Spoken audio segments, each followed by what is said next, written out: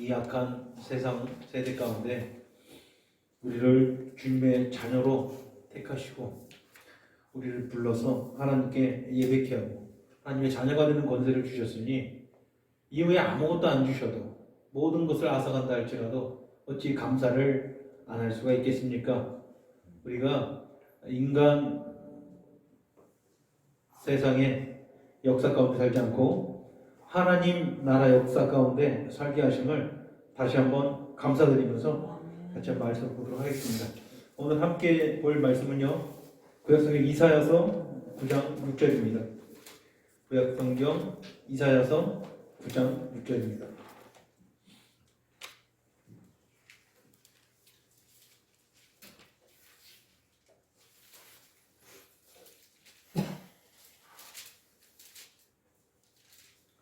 구약성경 이사야서 9장 6절, 구약성경 978페이지 이사야서 9장 6절입니다.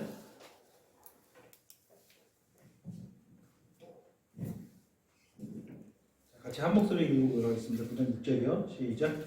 이는 한 아이가 우리에게서 낳고 한 아들을 우리에게 주신 바 되었는데 그의 어깨에는 정사를 메었고 그의 이름은 기묘자라 모사라 전능하신 하나님이라 영존하시는 아버지라 평강의 왕이라 할 것입니다. 아멘.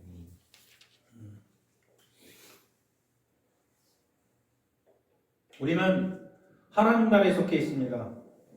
우리의 통치자는 다른 것이 아니라 누구죠? 오직 우리 주님이십니다. 우리의 평강의 왕이 되시는 우리 주님이 우리의 통치자고 우리 그 나라에서 살고 있습니다. 그러나 우리가 지금까지 쭉 살면서 본 것처럼 이 세상은 우리 주님을 인정하지 않습니다. 주님을 보지 않습니다. 믿지도 않습니다. 그분을 한결과 같이 무시합니다. 그것은 비록 오늘날만 있었던 일이 아닙니다. 인류 역사는 늘 그래왔습니다. 이 세상이 죄된 고로 빛으로 오실 주님을 영접치 아니합니다.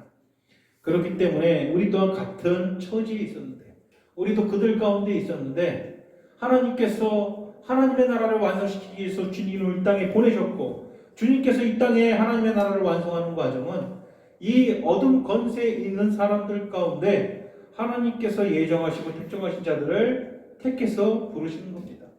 이 세상의 삶은 우리에게 너무나도 버겁습니다. 이 세상은 너무나도 죄가 큰 비중을 차지하고 있기 때문이죠.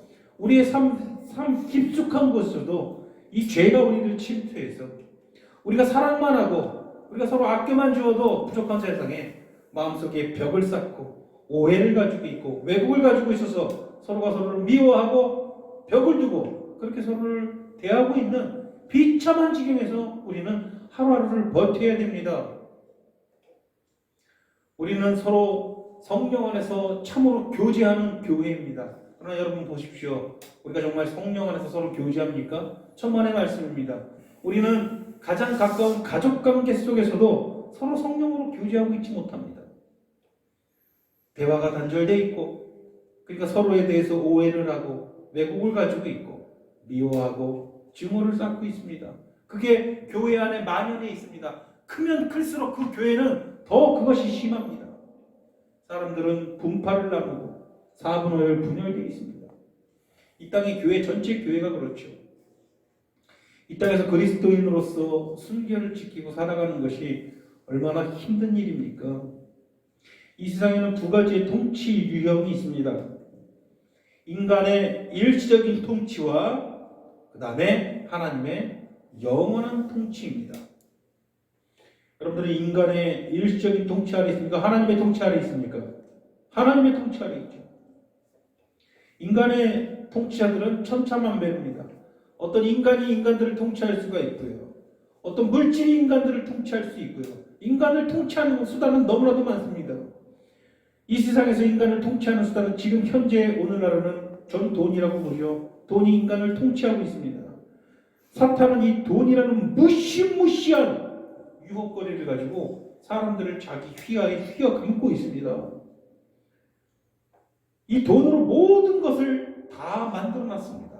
작은 집을 만들고 큰 성을 만들고 높은 빌딩 말고 모든 것을 다 돈으로 만들어 놓고 사람들이 이 돈의 통치 아래 있겠습니다. 돈이라면 가족끼리도 등을 돌리고 형제끼리도 살해를 하는 그런 시기에 살고 있습니다.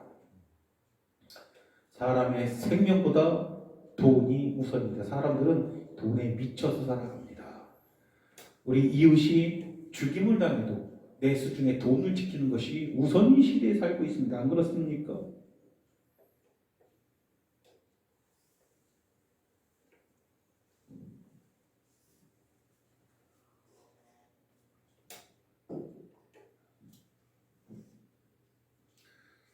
교회 안에서 하나님을 섬기는 자들도 돈의 통치를 받고 있습니다.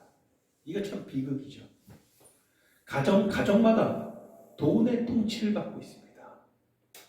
가족이 정말 사랑해서 그 가족이 화목한 가정이 아니라 그 가정에 돈이 많아야 화목한 가정이 되고 있습니다. 그 가정에 돈이 없으면 분열되는 가족이 됩니다. 서로 사랑하지를 못합니다.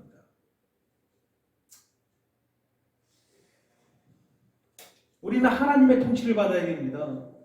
이 인간의 통치를 받으면 안 돼요. 인간이 만들어 놓은 것들의 통치를 받으면 안 돼요. 왜 많은 사람들이 우리 기독교, 우리 예수님을 영접하지 못합니까? 우리 돌아가신 외삼촌께서도 살아생전 단 하나의 이유 때문에 그리스도를 받아들이지 못했어요. 뭐 때문입니까? 교회가 너무 돈만 밝힌다라는 거예요. 그것 때문에 내가 결코 그리스도를 받게 됩니다. 제가 이 이야기를 들으니 그렇습니다.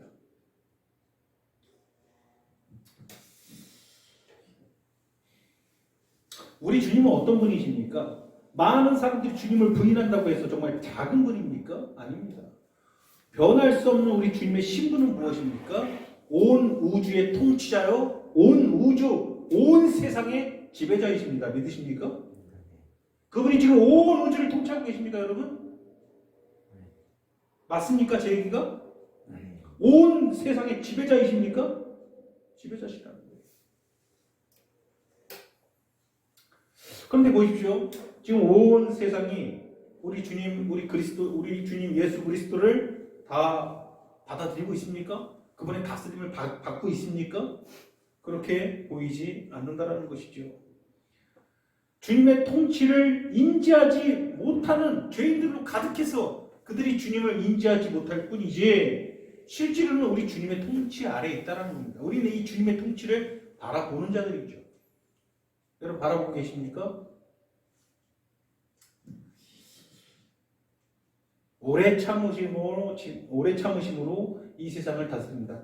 다른 분이 아니라 그분이 장차 이 세상을 심판하실 심판주인 것입니다. 맞죠?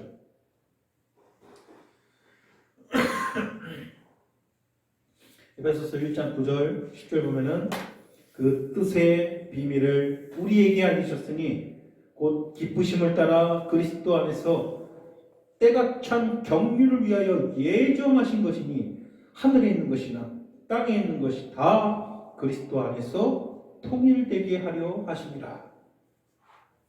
반드시 이 일이 이루어질 거예요. 온 피조 세계는 하늘에 있는 것이나 땅에 있는 모든 것이 그리스도 안에서 통일될 거예요. 그 통일에 합당하지 못한 것들의 심판이 먼저 있겠지요. 그러나 이것은 반드시 이루어질 일이고 하나님의 나라, 하나님의 역사는 이것을 향해 가고 있고 지금이 그 과정에 있다는 것입니다. 믿으십니까? 하늘에 있는 것이나 땅에 있는 모든 것들이 그리스도 안에서 통일될 것입니다. 이것이 장차 우리가 보게 될 것이고 우리가 장차 속하게 될 나라예요.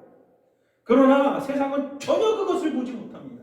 그러니 인간이 만들어 놓은 어떤 것들이 통치를 받고 살아가고 있는 것이죠. 마귀의 통치 아래 있는 것이죠. 그러나 오늘 에베소서 1장 9절 말씀을 보니 그 뜻의 비밀을 우리에게는 알리셨다라는 거예요. 우리도 그들과 똑같이 보지는 못했는데 우리에게 알리셨기 때문에 우리가 그 비밀의 경륜을 알고 믿게 되었다는 것입니다.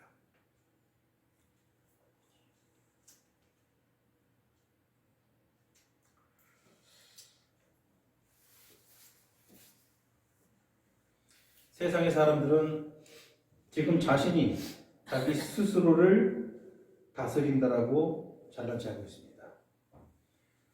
자신을 움직이는 건 자기 자신이다. 그렇게 잘난 척합니다. 언제까지 잘난 척할 수 있을까요? 금방이겠죠. 하나님의 경륜과 그리스도의 다스림을 물론 온전히 부인합니다. 이 세상을 지금 다스리는 분이 우리 주 예수 그리스도다 라고 하면 그들은 비웃습니다. 아주 코드숨을 치죠. 조금도 인정하지 않습니다.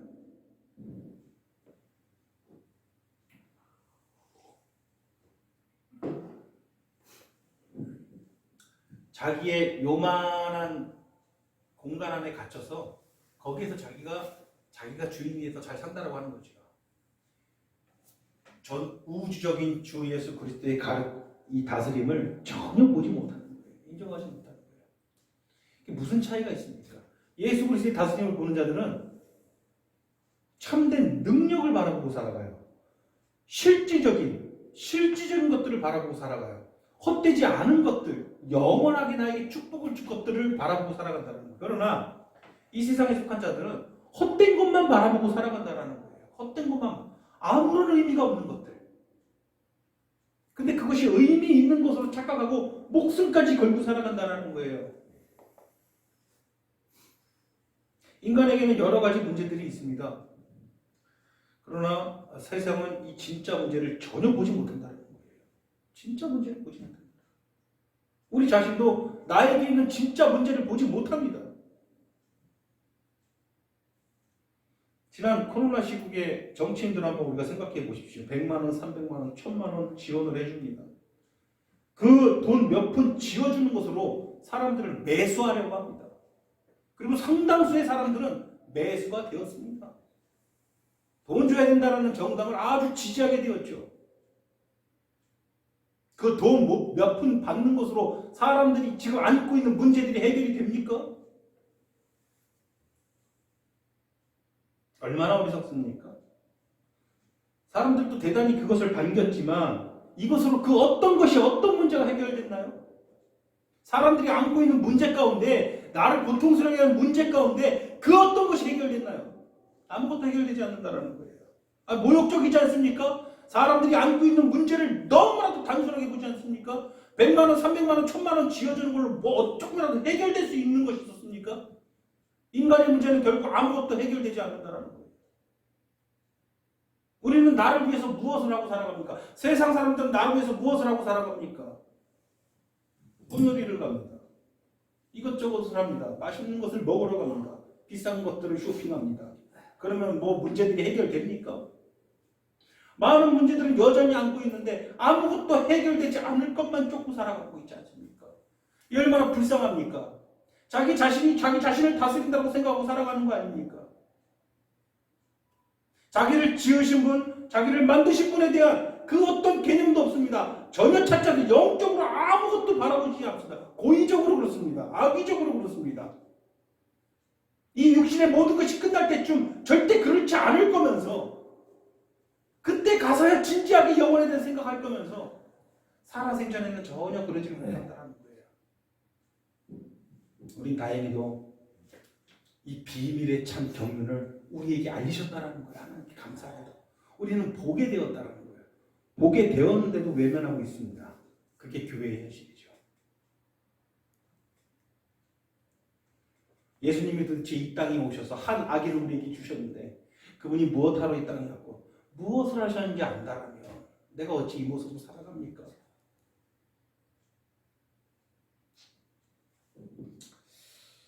인간에게 문제가 왜 생깁니까? 왜 인간들은 돈을 쫓으며 아둥바둥 고군분투하면서 살아갑니까? 인간에게 문제들이 왜 생깁니까? 우리에게 정부는 왜 필요합니까? 경찰은 왜 필요하고 법원은 왜 필요합니까? 교도소는 왜 필요하고 형벌이 왜 필요합니까? 왜 우리는 이런 것들이 필요하죠? 병원은 왜 필요한 것입니까? 왜 이런 것들이 없으면 안 되는 것입니까? 왜 범죄자들을 심판해야 되고 그들을 교도소에 가둬놔야 됩니까? 왜 이런 것들이 우리에게 필요합니까? 대체 왜 이런 것들이 필요합니까? 이 모든 문제들은 단 하나예요. 인간은 타락했기 때문입니다. 인간의 타락이 문제입니다. 정신이 피폐해진 사람이 심리치료를 받으면 그 문제가 해결이 되나요? 돈에 쪼들려 고통받는 사람에게 돈 몇 푼 쥐어주면 그 문제가 해결되나요? 돈에 쪼들립니다. 고통을 받습니다. 돈에 쪼들리는데 왜 고통을 받습니까? 이 시대가 절대적인 빈곤의 시대입니까? 상대적인 빈곤의 시대입니까? 상대적인 빈곤의 시대이죠. 절대적인 빈곤은 없습니다. 절대적인 빈곤은 1960년대에 끝났다고 봅니다. 저는. 절대적인 빈곤, 도저히 먹을 게 없어 굶어 죽는 상태. 저 아프리카 지금 저 소말리아나 이런 데서 겪고 있는 상태. 거기들은 정말 먹을 게 없어 아이들이 영양실조로 죽어나가고 있습니다. 우리나라는 그렇지가 않죠. 우리는 그런 삶을 살고 있지 않죠. 상대적인 빈곤입니다. 저쪽은 큰 차 타는데 우리 집은 작은 차 타는구나. 아, 내가 고통스럽다. 그래서 돈이 없어서 고통스러운 것이죠. 돈이 없어서 정말 먹고 살 길이 없어서 사람들이 고통스러운 겁니까? 상대적으로 저들보다 내가 못 누리니까 고통스러운 겁니까? 우리는 남들이 기본적으로 누리는 걸 내가 혹시 못 누리면 견디지를 못합니다. 그게 교회 안에서도 여전히 우리를 괴롭히고 있는 문제들이에요. 하나님 나라에 속한 자들입니까? 세상 나라에 속한 자들입니까?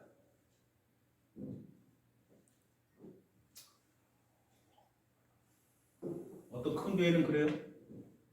아니 세상 사람들이 그랜저 타고 다니는데 우리 교회 목사님이 그랜저 정도는 타야 된다고. 그래서 막 장로들이 막 헌금을 모아가지고 엄청나게 좋은 차를 막 사줍니다. 그럼 목사는 뭐 해야 됩니까? 따끔하게 혼내야 되겠죠. 나는 티코도 버겁다. 따끔하게 혼내줘야 되는데 그 목사는 그것이 아주 감사한 섬김이라면서 아주 얼씨구라는 걸 다 받아들입니다.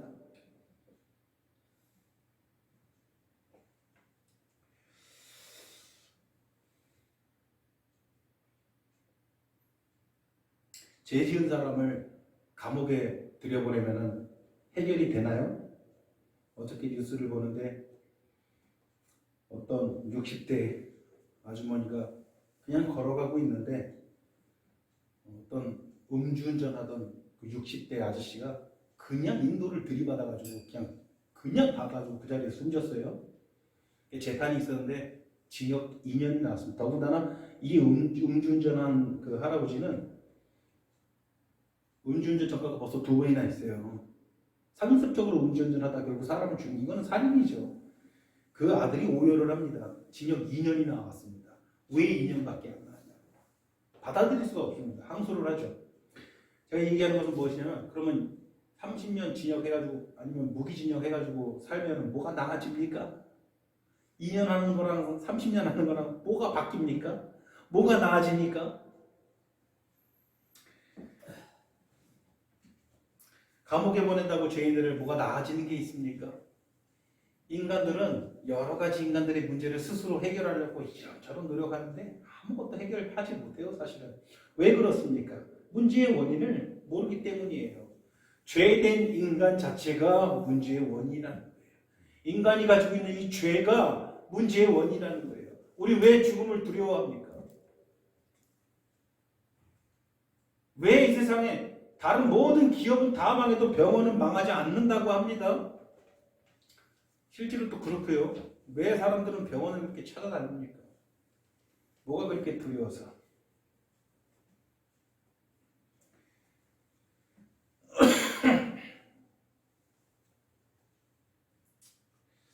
죄된 인간과 그들이 만들어 놓은 이 견고한 선들이 한꺼번에 다 무너져 내리지 않는 이상은 인간은 늘 여러 가지 문제에 시달릴 수밖에 없습니다.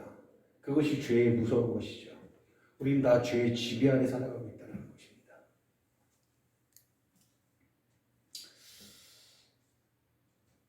사람들은 죄된 이 상태에 대해서 관심을 갖지 않습니다.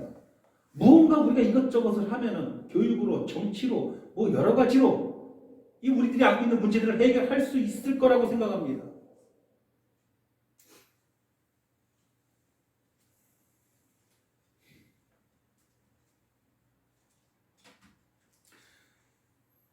죄된 이 세상, 이 상태 그대로 관심을 기울이는 건 이 세상에 성경밖에 없습니다. 맞습니까? 성경은 이 상태에 관심을 가집니다. 이 죄된 상태에 관심을 가집니다. 돈 100만 원, 200만 원, 300만 원 쥐어주는 것에 관심을 갖는 것이 아닙니다. 어떤 사람 감옥에서 징역 몇 년 때리는 걸로 관심을 갖는 게 아니에요. 죄된 상태에 관심을 갖는 유일한 진리의 말씀 바로 성경입니다. 믿으십니까? 우리의 죄된 상태에 유일하게 관심을 가지시는 분이에요. 그게 바로 하나님이십니다.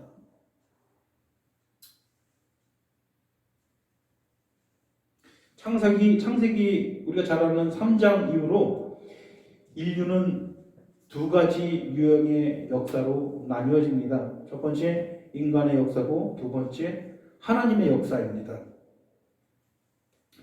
이 두 역사의 차이를 잘 꿰뚫어 보는 것이 진정한 그리스도인 아니겠습니까? 여러분들 인간의 역사에 속해 있습니까? 하나님의 역사에 속해 있습니까? 이거를 내가 잘 점검을 해야 돼요. 여러분 마음 가운데 지금 무슨 생각이 있습니까? 여러분 마음 가운데 지금 무슨 가치를 쫓고 있습니까?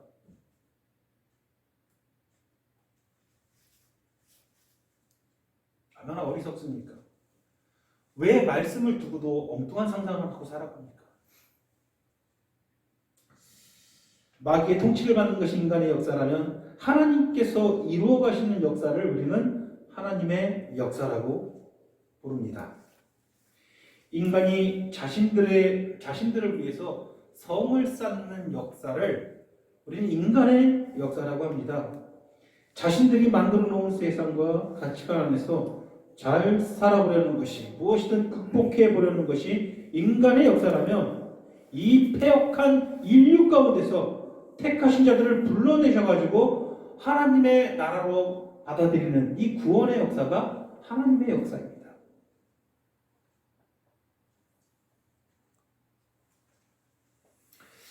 우리 주님 탄생에 대한 한번 이야기를 우리 성탄절은 아니고 부활절이지만 주님 탄생에 대한 이야기를 한번 생각을 한번 해봅시다. 누가복음 2장 1절에서 3절을 보면은 이렇게 말씀합니다. 그때에 가이사 아구스토로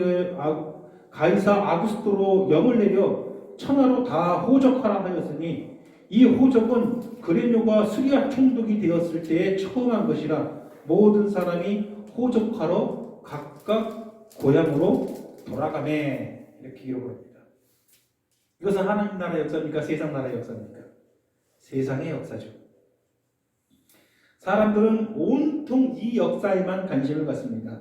이 사건이 그들을 쥐어잡고 흔듭니다. 무슨 소리 하는 건지 잘 모르겠죠? 좀 이따 자세히 설명을 해드리겠습니다. 그들은 이 역사에 의해서만 살아갑니다. 오늘도 마찬가지입니다. 오늘도 사람들은 이 역사에 의해서만 살아갑니다.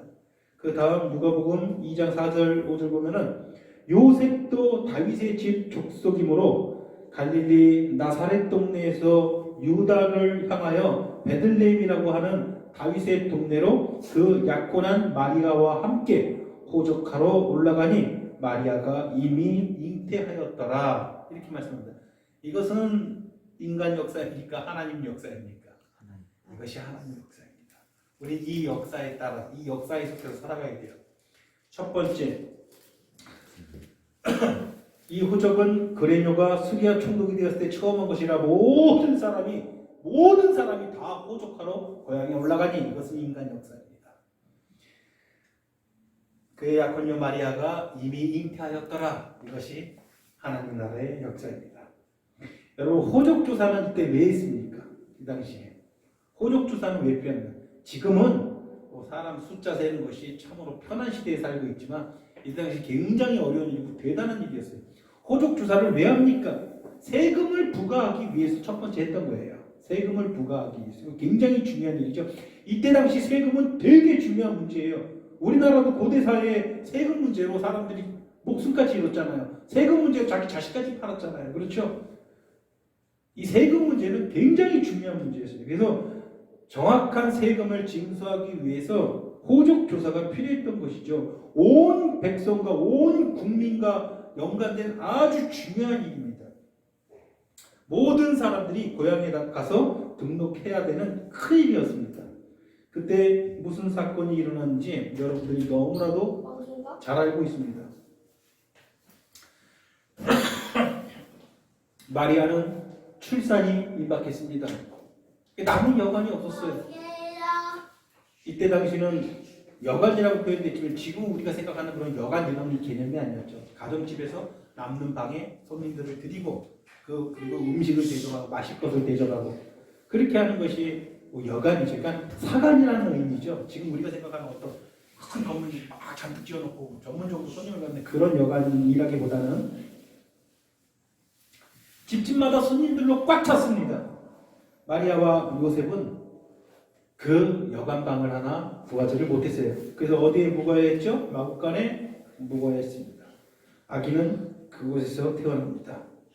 당시 상황을 여러분 머릿속으로 잘 그려보시길 바랍니다.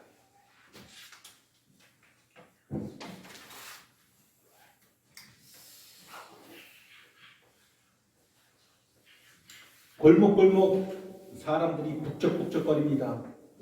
그 작은 마을, 베들레헴이 얼마나 작은 마을. 베들레헴 정말 작은 마을인데 그 마을 출신들이 전국 방방곡곡에서 흩어져 있다가 호적을 내서 다 모여든 거예요. 얼마나 사람들이 바글바글했겠습니까? 북새통을 이루겠죠. 오랜만에 만난 가족들과 친구들 얼마나 작은 마을입니까? 그 마을 같은 출신들은 다 서로 알 거 아닙니까?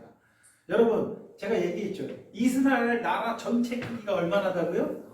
강원도만 해요. 그 강원도만한 나라에서 베들레헴이라는 작은 고을 출신들은 서로 다 알겠습니까? 모르겠습니까?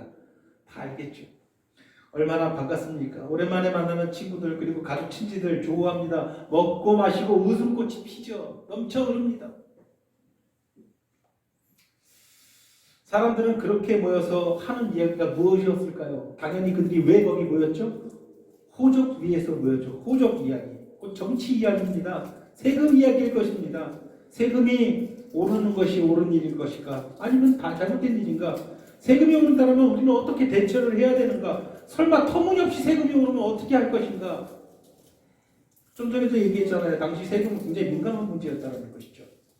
이 세금의 폭정으로 인해서 사람들이 목숨도 왔다 갔다 하던 시대였어요. 사람들이 온통 걱정거리 그걸로 가득했겠죠. 그리고 뭐 반가운 사람들과 또 술도 마시고 음식을 나누면서 밤새 즐길 겁니다. 당시에는 로마의 속국이었죠. 실제로 독립을 움직이는 독립운동을 하는 사람들도 많았죠. 독립 이야기도 했을 것입니다. 우리 과연 독립이 이루어질까? 우리 마카비 시대 같은 시대가 올 것인가? 마카비 이 압제에서 무장투쟁으로 독립을 쟁취했던 그 시대가 곧 올 것이다. 지금 내가 이야기를 들어보니 여기저기서 그런 움직임들, 봉기의 움직임들이 있다. 이런저런 얘기들을 많이 했을 것입니다. 여러 가지 먹고 사는 문제들에 대한 이야기들이죠. 세금 문제들입니다. 정치 이야기입니다. 내가 먹고 사는 내 생명과 직결되는 가장 중요한 문제들입니다. 그들은 그렇게 가장 중요한 문제들로 밤새 웃음꽃을 피우면서 이런저런 이야기를 했을 것입니다. 어쨌든 과세를 위한 이 인구조사는 매우 큰 사건입니다. 매우 중요한 인간의 역사입니다. 이것만큼 중요한 것은 그들에게 없습니다. 그에 비해서 같은 장소, 같은 시간대에 한 아기가 마구간에서 태어나서 작은 구유에 누웠습니다. 너무나 사소한 사건이에요. 너무나 보잘것없는 사건입니다. 사람들의 눈에 전혀 띄지 않습니다. 몇몇의 사람들 외에는 아무도 그 사건에 대해서 이야기하지 않습니다. 그 사건 존재 자체를 모릅니다. 그렇지 않나요? 참 맞는 이야기 아닌가요? 누가 그 사건에 신경 쓰고 있겠습니까? 그러나 그것이 누구의 역사입니까? 그것이 하나님의 역사 아니겠습니까?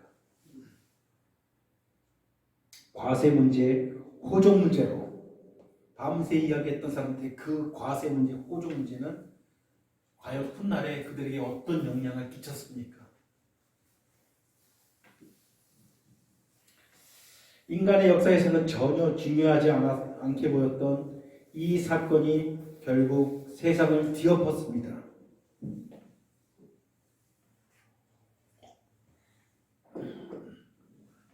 그 당시에는 전혀 중요하지 않았던 그 사건이 1년이 되어서 우리는 올해를 2023년이라고 합니다. 맞습니까? 그 당시에는 전혀 중요해 보이지 않았던 그 사건이, 그 당시에는 그 누구도 관심이 없었던 그 사건으로 오늘날 바닷가 모래알같이 저 하늘의 묵별과 같이 많은 사람들이 그 한 아기를 통해서 하나님의 자녀가 되는 영광을 얻었습니다. 맞습니까? 참으로 아브라함에게 했던 언약이 성취가 되었습니다.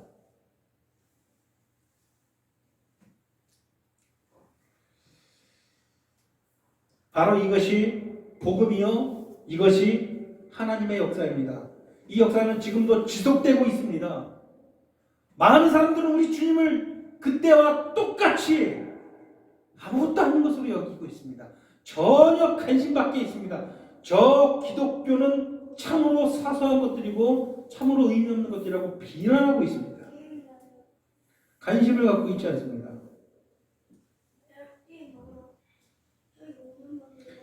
2000년 전에도 그랬지만 결국 그들이 관심 밖에 있었다. 그들이 온통 관심을 가졌던 그것은 실제로 그들에게 그 어떤 문제 해결도 주지 않았지만 그들의 관심 밖에 있었던 그 한 아기, 그 아기가 한 나라를 세웠고 그 나라가 인류 역사를 완전히 뒤바꿔 버리지 않았습니까? 그 증거가 됐잖아요.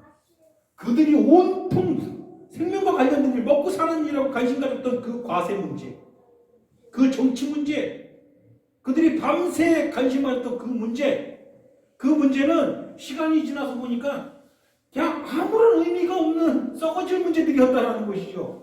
그러나 그들이 전혀 관심 갖지 않았던 그 만간의 그 초라하게 오신 한 아기, 그분으로 인해서 온 세상이 뒤집어졌잖아요. 이 세상의 역사가 완전히 바뀌었잖아요. 그래서 그 해를 원년으로 해서 지금 2023년이 되었잖아요. 온 유럽이 바뀌고 온 세상이 뒤집어졌잖아요. 그럼 증거가 됐잖아요. 증거가 그렇게 있음에도 불구하고 여전히 사람들의 태도는 똑같다라는 것이죠. 우리들의 태도 똑같아야 되겠습니까? 우리도 여전히 과세 얘기하고 정치 얘기하고 먹고 사는 문제 얘기하고 거기에 매몰돼서 이 사람들과 같이 흘러보내겠습니까? 저 막간에 있는 아기 예수를 그렇게 무시하고 외면하고 살아가야 되겠습니까? 우리는 하나님 나라 역사 가운데 있습니다. 다시 한번 말씀드립니다. 여러분 세상 나라 역사 가운데 있습니까? 여러분들에게 여전히 중요한 것이 호적입니까? 호적 주사가 여전히 여러분들을 움직이게 합니까? 아니면 저 막간의 초라한 아기 예수가 여러분을 움직이게 합니까? 1509년 영국의 헨리 8세가 제비를 시작합니다. 다스리기 시작하죠. 굉장히 유명한 영국의 군주이죠. 그것은 세상의 역사입니다. 똑같이 1509년에 존 칼빈이 프랑스에서 태어납니다. 어떤 사건이 세상에서 또 중요한 역사입니까?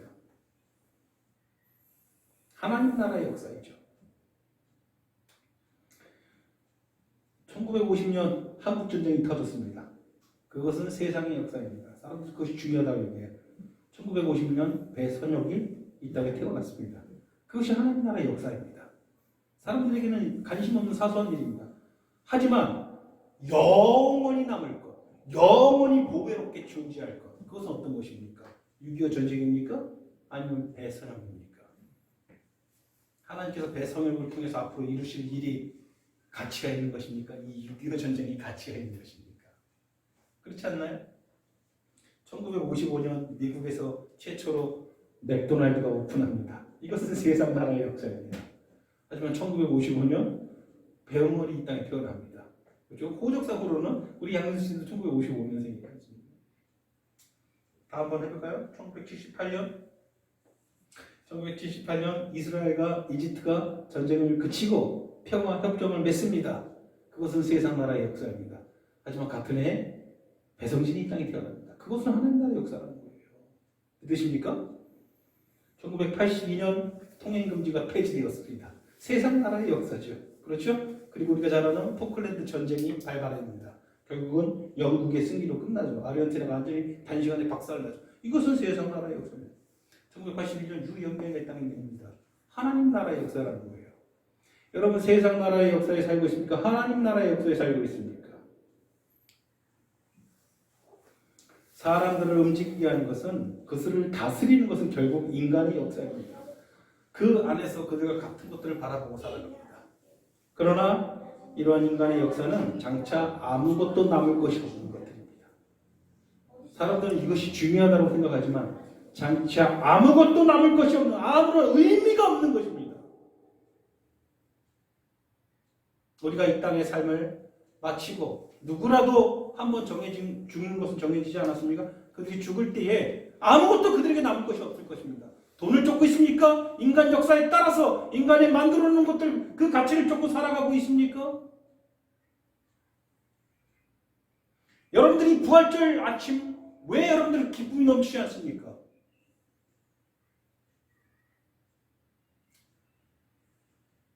무엇이 여러분들을 지금 고민하게 합니까? 무엇을 여러분들이 번민하게 합니까? 왜 지금 여러분들이 지금 기분이 안 좋습니까? 왜 그렇습니까? 인간 나라의 역사를 쫓고 있기 때문 아니겠습니까?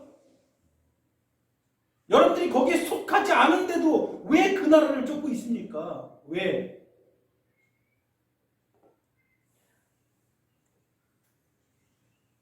아무런 의미가 없는 것들을 왜 쫓고 있느냐 말입니다. 왜 거기 안에서 번민하고 왜 거기 안에서 고통받으며 왜 여전히 저 마국간에 그 마국간에 있는 한 아기가 태어납니다.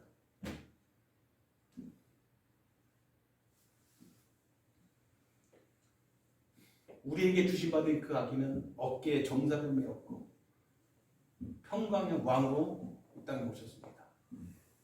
그분이 이 땅에 오셔서 무엇 하셨습니까? 무엇 하러 오셨습니까?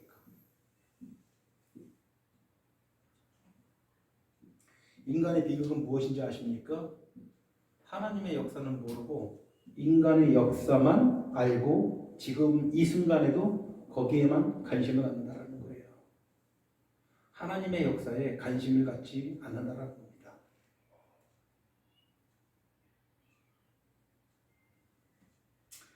지금 여러분은 여러 가지 현황과 환경에 따라 고민하고 의논하고 거기에 매진합니다. 여러분들 그래서 일하고 재물을 손에 넣으며 그것과 관련된 이런저런 고민들을 하고 하루하루 바쁘게 보냅니다. 장차 무엇이 남겠습니까? 장차 무엇이 남겠습니까? 인간의 역사에서 벗어나 정말로 중요한 하나님의 역사 안에서 여러분들이 살아가기를 소원합니다.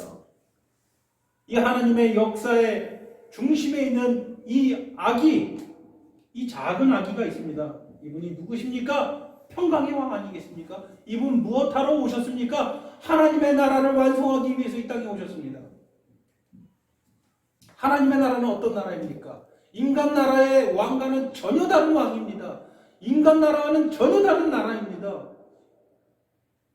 예수님께서 비범한 능력으로 여러 가지 이적을 베푸시는 것들을 보고 많은 무리들이 그를 왕으로 삼으려고 했습니다.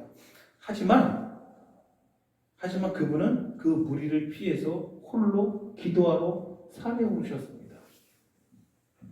그분은 뭐라고 되어 있습니까? 뭐라고 되어 있죠? 아버지. 영존하시는 아버지라. 전능하신 하나님이라. 하나님과 하나이신 창조주 예수 그리스도입니다. 그분께서는 우리의 이름을 각각 부르시고 택해 잡아서 우리를 택함으로 하나님 나라로 옮기는 일을 하기 위해서 이 땅에 오셨습니다. 그것이 하나님 나라를 완성하는 일입니다. 그것이 하나님 나라를 세우는 일이었어요. 사람들이 상상하는 그분이 왕이 돼서 다스리는 그 어떤 그런 것들이 아니에요. 그렇기 때문에 그분은 무리를 피해서 산으로 기도하러 올라가셨죠. 그분은 사람들을 택했어요. 아주 보잘것없는 사람들을 택했어요. 그분이 최초로 부른 사람은 안드레였습니다. 안드레.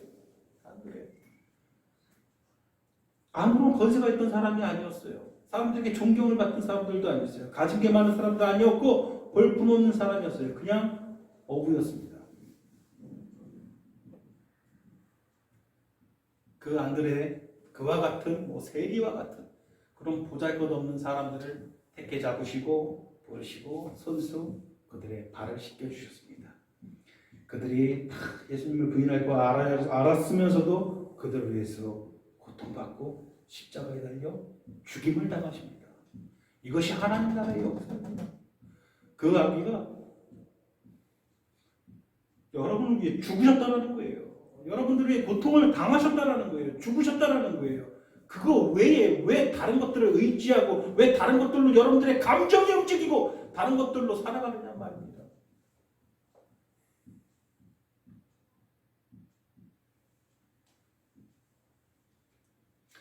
그분은 그렇게 하나님 나라, 그분은 이 세상을 개혁하기 위해서 오지 않았어요, 여러분.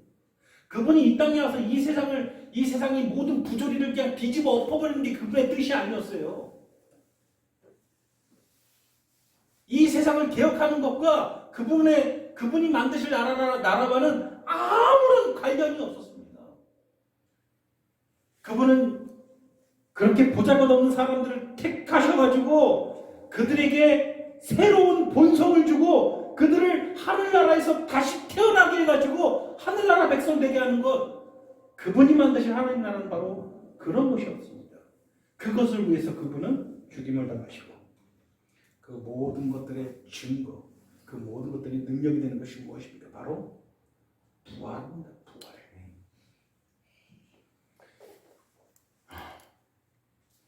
여러분들은 이제 죽음에 속박되어 있지 않습니까? 무슨 말입니까? 여러분들이 이미 한 번 죽었다라는 거예요. 그분의 십자가에서. 이미 한 번 죽었기 때문에 더 이상 죽음에 연연할 필요가 없는 것입니다. 이 얼마나 놀라운 인생입니까, 여러분? 죽음을 두려워하지 않는 삶이 얼마나 놀라운 삶입니까, 여러분? 이미 죽었다라는 거예요. 안 죽는 게 아니라 여러분 죽었는데 이미 십자가에서 여러분들 그리스도 안에서 죽었다라는 거예요. 그럼 여러분들 무엇으로 살아갑니까? 지금 무엇으로, 여러분 죽은 존재인데 무엇으로 살아가고 있습니까? 성경에 의하면 그리스도의 생명으로 살아간다라는 거예요. 그리스도의 생명은 어떤 생명입니까? 사망을 이기고 정복하고 부활하신 참 생명이라는 거예요. 그 생명으로 여러분들 지금 살아가고 있다라는 거예요. 여러분 지금 그 생명, 그리스도의 생명으로 살아가고 있습니까? 그 부활의 권능으로 살아가고 있습니까?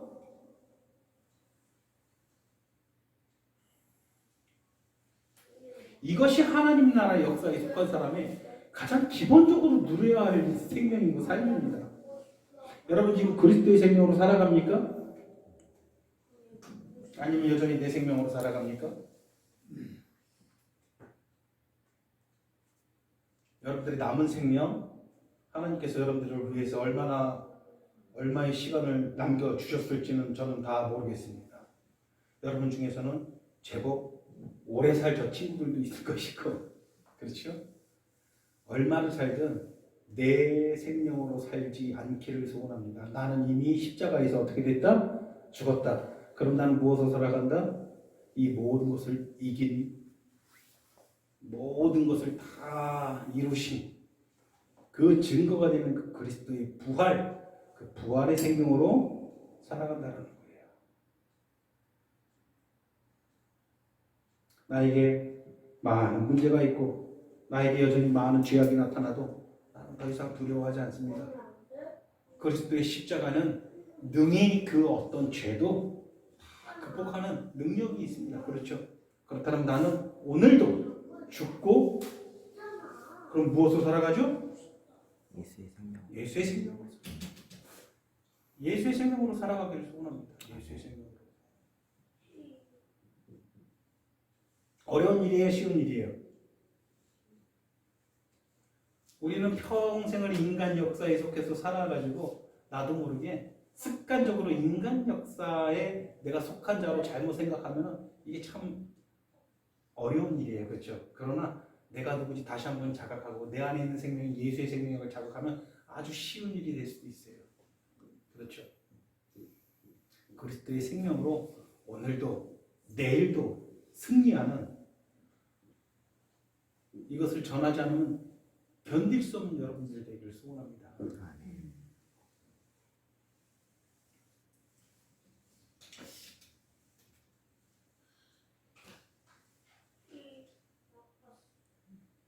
나다나엘 여러분 아십니까? 예수님의 제자들 가운데 나다나엘? 나다나엘. 나다나엘이 성경에 보면은 크게 쓰임받은 제자예요? 아니면 좀 덜 쓰임받은 제자라고 해요? 잘 안 나와요. 예수님의 수제자 3인 누구죠? 베드로, 베드로, 요한, 요한, 야고보. 여기 나다나엘 있어요, 없어요? 나다나엘은 그 수제자 3명에 비해서 참 비중도 낮은 것 같고 하지만 나다나엘 삶을 보면은 참 매력적인 인물이에요. 그렇죠. 자꾸 예수께 자기가 만난 예수께로 사람들을 데리고 나아가는 일을 자꾸 한단 말이에요. 그가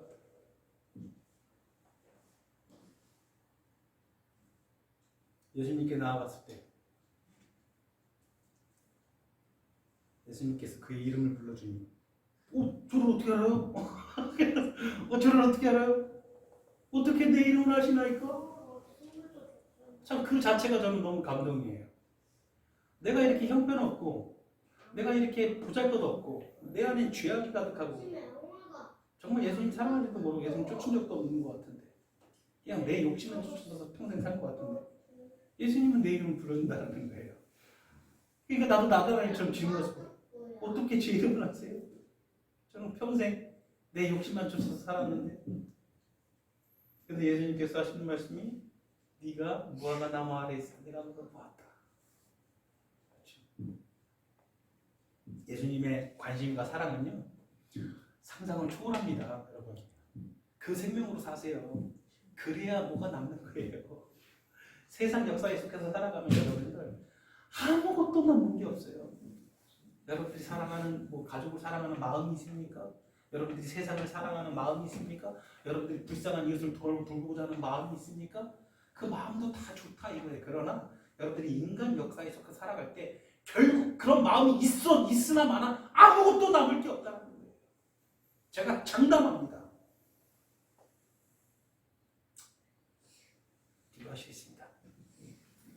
사랑의 하나님, 이 부활의 능력을 힘입어 오늘도 하나님 나라에 속한 자로 하나님의 역사 가운데 살아가게 알려주시옵소서.